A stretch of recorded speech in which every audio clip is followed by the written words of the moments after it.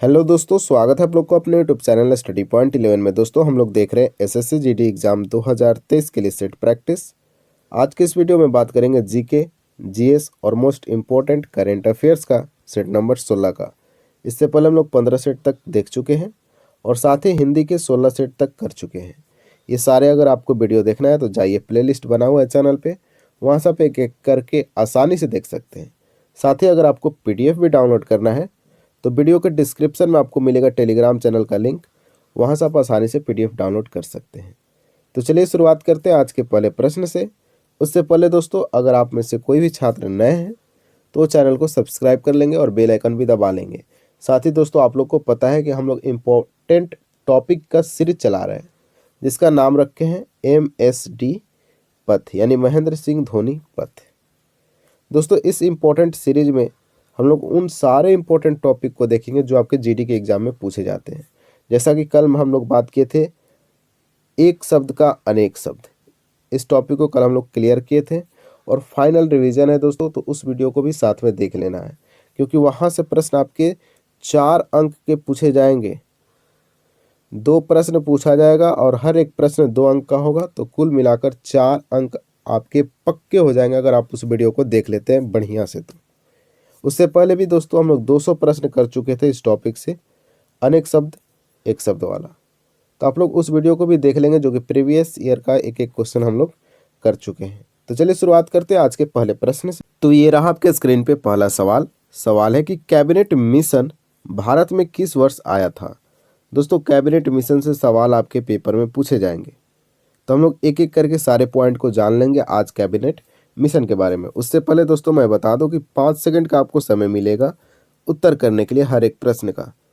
आप कॉपी में उत्तर करेंगे या फिर कमेंट बॉक्स में उत्तर करते चलेंगे, और जब वीडियो समाप्त होगा दोस्तों तो अपना स्कोर भी लिखकर शेयर करना है, यानी राइट कितने हुए और रॉन्ग कितने आपके प्रश्न हुए आपको कमेंट बॉक्स में बताना अनिवार्य है। तो चलिए दोस्तों देखते हैं इस प्रश्न को।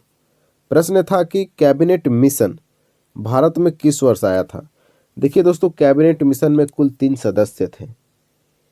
3 सदस्य में एक अध्यक्ष थे जिनका नाम था पैथिक लॉरेंस, ठीक, और 2 जो सदस्य थे उनका नाम था स्टैफर्ड क्रिप्स और दूसरे थे एवी अलेक्जेंडर थे। ये याद रखेंगे। तो अध्यक्ष कौन था ये सवाल आपसे पूछा जाता है, तो पैथिक लॉरेंस। अन्य सदस्य में कौन थे, तो स्टैफर्ड क्रिप्स और एवी अलेक्जेंडर। और इस प्रश्न का सही उत्तर था दोस्तों 1946 में भारत आया था कैबिनेट मिशन। तो कैबिनेट मिशन दोस्तों 1946 में भारत आया, यह आपका सही उत्तर होगा। 3 सदस्यों का एक कमेटी है कैबिनेट मिशन, इसको भी आप लोग ध्यान रखेंगे। इसमें तीनों अंग्रेज थे, ये भी आपको ध्यान रखना है। तो चलिए बात करते हैं दोस्तों अगले प्रश्न का। उससे पहले एक और बताते हैं, वेवेल योजना का नाम आप लोग सुने होंगे दोस्तों। वेवेल योजना ये कब हुआ था, तो 14 जून 1945 में वेवेल योजना आया था, ये बात को भी आप लोग ध्यान में रखेंगे। शिमला समझौता कब हुआ था, तो 1945 में शिमला समझौता भी हुआ था, ये भी आपको ईयर याद रखना है दोस्तों। आइए बात करते हैं अब अगले सवाल का। सवाल है आपके सामने, प्रसिद्ध फारसी त्योहार नौरोज का प्रवर्तक किसने किया। दोस्तों जो फारसी त्योहार है नौरोज, यहाँ से पेपर में सवाल बनता है कि नौरोज जो है दोस्तों कौन सेलिब्रेट करता है, तो याद रखेंगे फारसी लोग सेलिब्रेट करते हैं नौरोज का त्यौहार। आइए बात करते हैं इस प्रश्न का सही उत्तर क्या होगा दोस्तों। तो 22 का हमारा राइट आंसर होगा ऑप्शन नंबर डी, बलबन। दोस्तों फारसी त्यौहार नौरोज का प्रवर्तक माना जाता है बलबन को। देखिए दोस्तों, बलबन काफ़ी इंपॉर्टेंट शासक था। आप ध्यान से सुनेंगे, जो भी मैं पॉइंट बताऊंगा आपके पेपर से रिलेटेड होंगे, ठीक। देखिए बलबन का वास्तविक नाम अगर पूछा जाता है तो याद रखेंगे बहाउद्दीन। वास्तविक नाम क्या था, बहाउद्दीन था इसका।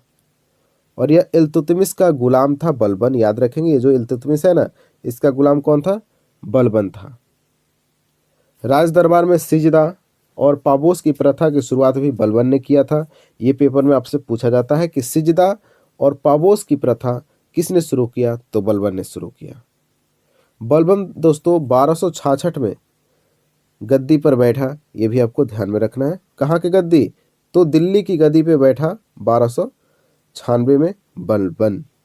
बात करें दिल्ली के सुल्तान बलबन ने रक्त और लौह की नीति अपनाई। ये प्रश्न तो बार बार पूछा जाता है, रक्त और लौह की अपनीति किस शासक ने अपनाया था? तो बलबन ने अपनाई थी। आइए बात करते हैं अब अगले सवाल का। प्रागैतिहासिक युग में मानव कहाँ रहा करता था?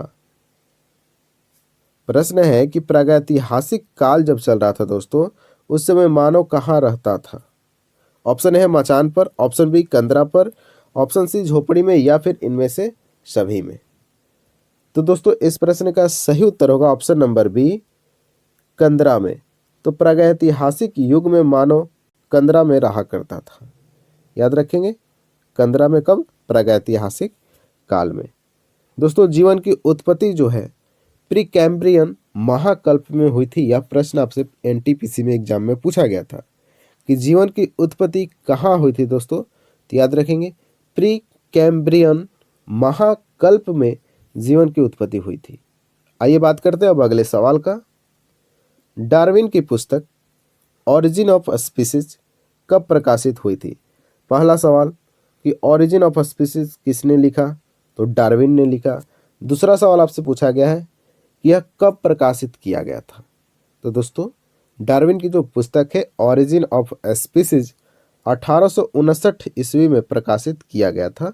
तो हमारा राइट आंसर होगा ऑप्शन नंबर बी, 1859 ईस्वी में डार्विन की पुस्तक ऑरिजिन ऑफ स्पीसीज को प्रकाशित किया गया था। दोस्तों डार्विन से एक और इम्पोर्टेंट पॉइंट बनता है कि प्राकृतिक चयन के सिद्धांत का प्रतिपादन किसने किया? तो डार्विन ने किया था। प्राकृतिक चयन का सिद्धांत का प्रतिपादन डार्विन ने किया था। अगला सवाल आप देखते हैं हम लोग। सवाल है आपके सामने कि भारत की किस नदी को वृद्धगंगा कहा जाता है? Option A Krishna, option B Godavari, option C Kaveri, option D Narmada. तो दोस्तों भारत के किस नदी को वृद्धगंगा बोला जाता है? तो इसका राइट आंसर होगा option number B, Godavari. Godavari को वृद्धगंगा के नाम से जाना जाता है। बात करें कावेरी नदी, दोस्तों कावेरी नदी को दक्षिण भारत की गंगा बोला जाता है। आप लोग ध्यान में रखेंगे। वैसे गोदावरी की आप लोग को सहायक नदी में नाम याद रखना है, बेनगंगा। बेनगंगा ये सहायक नदी है। दूसरा नाम याद रख लीजिएगा इंद्रावती, इंद्रावती। और तीसरा आपको याद रखना है वर्धा। ये तीनों नदी इंपॉर्टेंट है गोदावरी से, आप लोग ध्यान रखेंगे। आइए बात करते हैं अब अगले सवाल का। मानव हृदय में कक्षों की संख्या क्या है? ऑप्शन ए है 4, option B 2, option C 3, option D 5। तो दोस्तों इस प्रश्न का सही उत्तर होगा ऑप्शन ए 4। मानव हृदय में कक्षों की संख्या 4 है। यहाँ कक्षों को दोस्तों चैम्बर भी कहीं कहीं आपको देखने को मिलेगा, ध्यान रखेंगे। तो मानव हृदय में कक्षों या फिर चैम्बर की संख्या है 4। बात करें दोस्तों सरीसृप का, तो याद रखेंगे सरीसृप में 3 चैम्बर होते हैं। सरीसृप किसको बोला जाता है? जो रेंग कर चलते हैं जीव जंतु, उनको सरीसृप में रखा जाता है। तो उनमें 3 चैम्बर पाए जाते हैं, यानी 3 कक्षक पाए जाते हैं। घड़ियाल को आप लोग देखे होंगे दोस्तों, घड़ियाल में कितने चैम्बर होते हैं? 4 चैम्बर होते हैं। ठीक, इंपॉर्टेंट है दोस्तों, घड़ियाल के कितने चैम्बर? 4 चैम्बर होते हैं। पक्षी के हृदय में दोस्तों 4 कक्ष होते हैं। पक्षी के हृदय में भी 4 कक्ष होते हैं दोस्तों, जैसे मनुष्य में होता है। बात करें दोस्तों मत्स्य का, तो मत्स्य का याद रखेंगे 2 कक्ष होता है। मत्स्य का 2 कक्ष होता है। और उभयचर के हृदय की बात करें दोस्तों, तो उभयचर में 3 चैम्बर होते हैं, यानी 3 कक्ष होते हैं। ये सारे फैक्ट आपको याद रखना है, कॉपी पे साथ में नोट कर लेंगे, ठीक है। आइए देखते हैं अगले सवाल को। स्टेनलेस स्टील के बारे में क्या सत्य है? ऑप्शन ए एक तत्व है, बी एक यौगिक है, ऑप्शन सी में है एक मिश्रण है, या इनमें से कोई नहीं। देखिए दोस्तों स्टेनलेस स्टील जो है यह एक प्रकार का मिश्रण होता है। तो हमारा राइट आंसर क्या हुआ? ऑप्शन सी एक मिश्रण है स्टेनलेस स्टील। अब आप पूछेंगे कि सर स्टेनलेस स्टील मिश्रण तो है, इसमें क्या क्या मिलाया गया है? तो दोस्तों याद रखेंगे, देखिए स्टेनलेस स्टील जो है इसमें लोहा होता है। मैं एक एक करके लिख देता हूँ। लोहा होता है, क्रोमियम होता है, और साथ में निकेल भी होता है। यानी इन 3 तत्वों से मिलाकर आपका स्टेनलेस स्टील को तैयार किया जाता है, आप लोग ध्यान रखेंगे। आइए बात करते हैं अब अगले सवाल का। इनमें से कौन सी बीमारी वायरस के कारण होती है?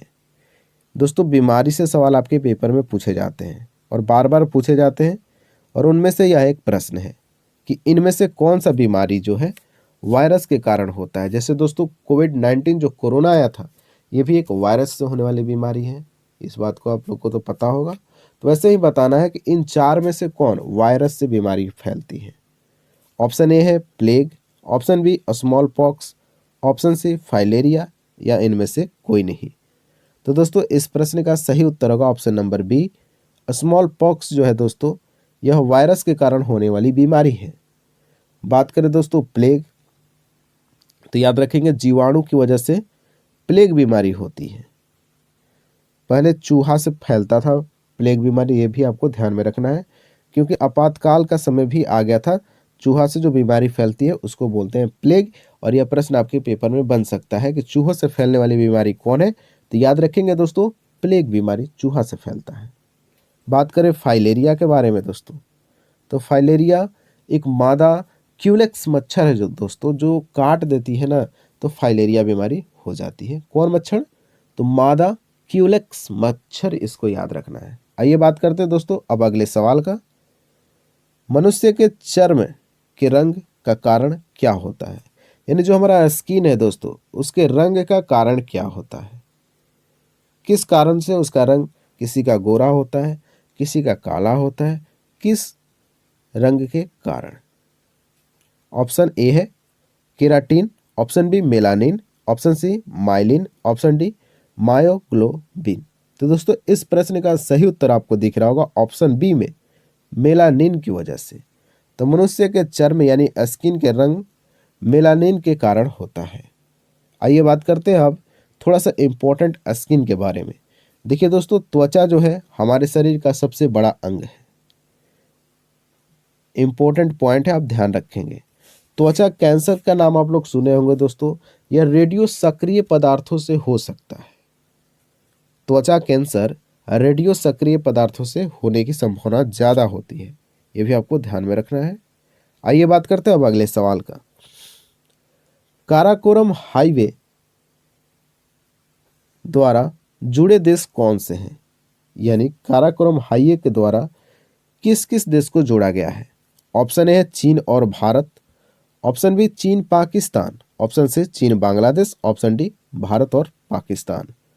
तो दोस्तों इस प्रश्न का सही उत्तर होगा ऑप्शन नंबर बी, चीन और पाकिस्तान को जोड़ा गया है काराकोरम हाईवे के द्वारा। बात करें काराकोरम दोस्तों लद्दाख और जास्कर श्रेणियां ट्रांस हिमालय क्षेत्र से संबंधित हैं। काराकोरम जो है दोस्तों लद्दाख और जास्कर श्रेणियां ट्रांस हिमालय क्षेत्र से संबंधित है, ये आपको ध्यान में रखना है।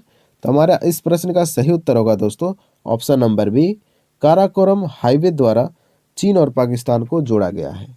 बात करें दोस्तों भारत की सबसे ऊंची चोटी कौन है, यह प्रश्न पूछा जाता है, तो इसका सही उत्तर होगा K2 यानी गॉडविन ऑस्टिन भारत की सबसे ऊंची चोटी है। आइए बात करते हैं अब अगले सवाल का। किसने 28वां अबू धाबी मास्टर शतरंज टूर्नामेंट 2022 जीता है? तो दोस्तों इस प्रश्न का सही उत्तर होगा option number C, Arjun Erigaisi ने जीत लिया है 28वां अबू धाबी मास्टर शतरंज टूर्नामेंट 2022। कौन जीत लिया है? अर्जुन एरिगैसी, याद रखेंगे हमारा right answer option number C हो जाएगा। आइए बात करते हैं अब अगले सवाल का। पांडुलिपियों के संरक्षण के लिए विश्व का सबसे बड़ा पांडुलिपि ग्रंथालय कहाँ बनाया जा रहा है? इंपॉर्टेंट सवाल है दोस्तों कि पांडुलिपियों के संरक्षण के लिए विश्व का सबसे बड़ा पांडुलिपि ग्रंथालय कहाँ बनाया जा रहा है? तो हमारा राइट आंसर होगा ऑप्शन नंबर बी, गुजरात में बनाया जा रहा है। अब दोस्तों याद रखें गुजरात के सीएम कौन है? तो बोलेंगे भूपेंद्र भाई पटेल हैं। और गवर्नर कौन है? तो ये भी आपके लिए इम्पोर्टेंट है, आचार्य देवव्रत हैं यहाँ के गवर्नर, आप लोग ध्यान रखेंगे। तो पांडुलिपियों के संरक्षण के लिए विश्व का सबसे बड़ा पांडुलिपि ग्रंथालय बनाया जा रहा है गुजरात में। आइए बात करते हैं अब अगले सवाल का। सवाल है आपके सामने कि ई बाल निदान पोर्टल का संबंध किससे है? ऑप्शन ए है राष्ट्रीय महिला आयोग, ऑप्शन बी राष्ट्रीय मानवाधिकार आयोग, ऑप्शन सी है राष्ट्रीय बाल अधिकार संरक्षण आयोग, ऑप्शन डी इनमें से कोई नहीं। तो देखिए दोस्तों, ई बाल निदान पोर्टल का संबंध है राष्ट्रीय बाल अधिकार संरक्षण आयोग से। तो हमारा राइट आंसर होगा दोस्तों 33 का ऑप्शन नंबर सी, राष्ट्रीय बाल अधिकार संरक्षण आयोग से संबंधित है ई बाल निदान, याद रखेंगे। आइए बात करते हैं अगले सवाल का। भारत के महान्यायवादी यानी अटॉर्नी जनरल कौन बने हैं? ऑप्शन है Keshav Banerjee, option B Ashok Desai, option C R Venkat Ramani, option D Rajiv Bahl. तो दोस्तों, भारत के महान्यायवादी अभी वर्तमान में है आर वेंकट रमणी, जिनका 2022 में ही नियुक्ति किया गया है आर वेंकट रमनी का। देखिए, अटॉर्नी जनरल यानी महान्यायवादी हमारे अनुच्छेद नंबर 76 में इसका उल्लेख है, इस बात को भी आप लोग ध्यान में रखेंगे। आइए बात करते हैं अब अगले सवाल का। भारत ने विश्व पैरा एथलेटिक्स ग्रांड प्रिक्स 2022 में 19 पदक जीते, यह किस देश में आयोजित किया गया है?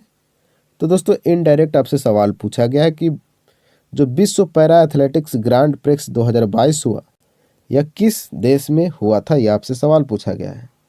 तो दोस्तों, इसका सही उत्तर होगा 35 का ऑप्शन नंबर ए, मोरक्को में हुआ था। विश्व para athletics grand prix 2022 Morocco में आयोजित किया गया, जिसमें भारत ने कुल 19 पदक जीते थे। बहुत बढ़िया परफॉर्मेंस था भारत का इस ग्रांड प्रिक्स 2022 में। आइए बात करते हैं अब अगले सवाल का।